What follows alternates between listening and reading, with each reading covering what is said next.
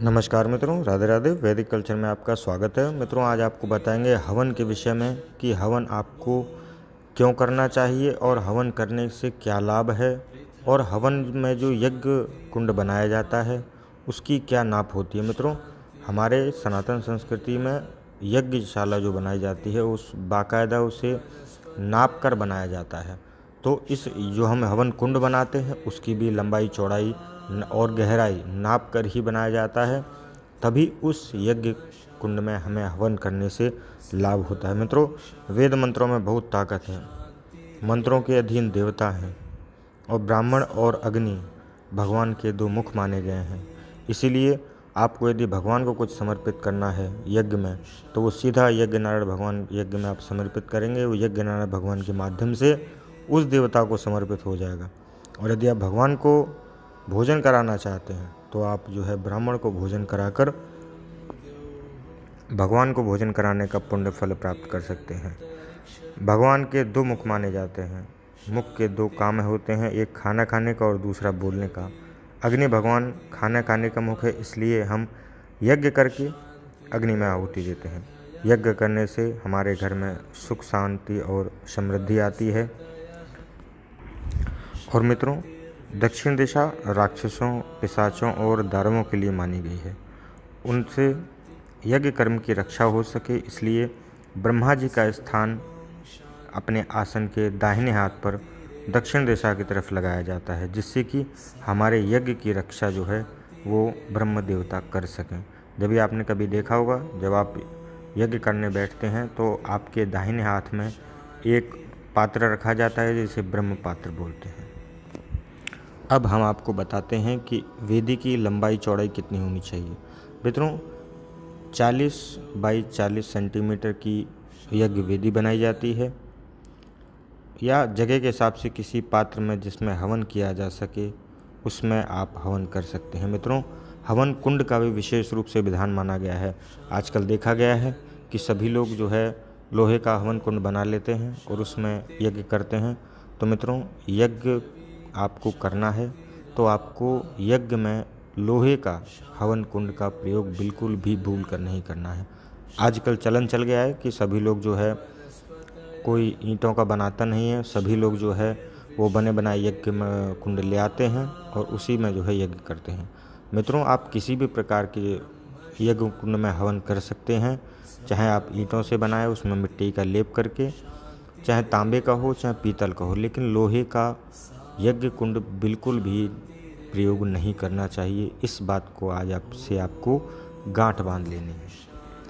और यज्ञ कुंड के बीच में रंग लिखकर फिर उसके बाद जो है हवन शुरू करना चाहिए, क्योंकि यह रंग जो है वो अग्नि का बीज मंत्र है। इसको नहीं लिखने से यज्ञ में जितना भी आप घी डालेंगे उसकी आहुति देवता लोग स्वीकार नहीं करेंगे। इसलिए यज्ञ कुंड के बीच में रंग लिखना बहुत आवश्यक है। अब आपको बताते हैं कि यज्ञ में आपको आहुति कैसे देनी है। मित्रों, शाकल्य और घी की आहुति एक साथ दे सकते हैं, इसमें कोई समस्या नहीं है। और शाकल्य की आहुति एक साथ चाहे जितने लोग भी देना चाहें वो दे सकते हैं, लेकिन घी की आहुति एक ही व्यक्ति देवे तो ही वो यज्ञ सफल होता है। ये आपको विशेष रूप से ध्यान करना है कि यज्ञ घी की जो आहुति डाली जाए वो एक ही व्यक्ति घी की आहुति दे सकता है। शाकल्य की आहुति कितने भी लोग दे सकते हैं। और यज्ञ के अंत में गुरु मंत्र की 11 आहुति अवश्य आपको देनी चाहिए, तो आपका यज्ञ पूर्णतः सफल माना जाएगा।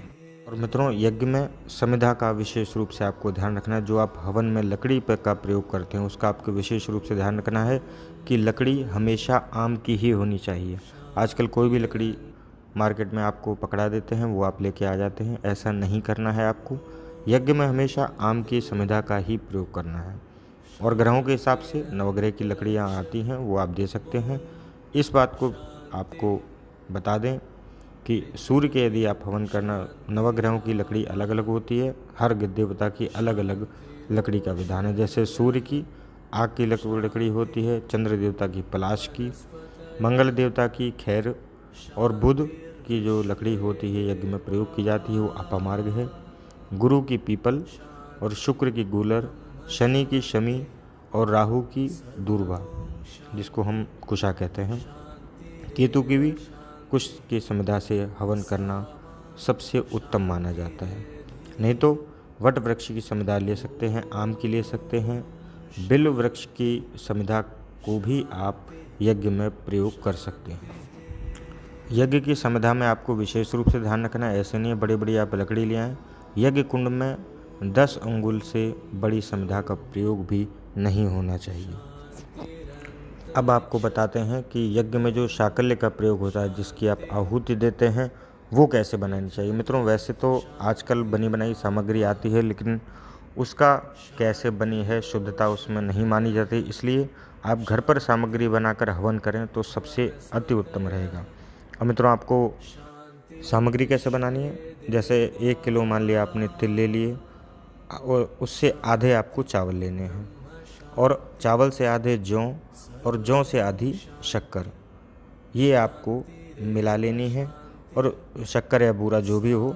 और उसके बाद पूरी सामग्री जो बनकर तैयार हो उससे आधा घी जो है आपको हवन सामग्री में डालना चाहिए, जिससे कि मात्रा इसकी, मित्रों यज्ञ में शाकल्य की मात्रा का विशेष रूप से आपको ध्यान रखना है, तभी आपका यज्ञ सफल माना जाएगा।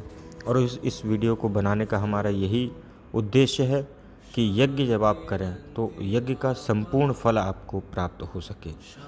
और यदि आप इस विधि विधान से यज्ञ की संपूर्ण छोटी से छोटी जानकारी हम यहाँ पर दे रहे हैं, यदि आप इस जानकारी को इसी तरीके से यदि आप ध्यान देकर अपना यज्ञ संपूर्ण करते हैं तो निश्चित रूप से आपको यज्ञ में सर्वं शांति।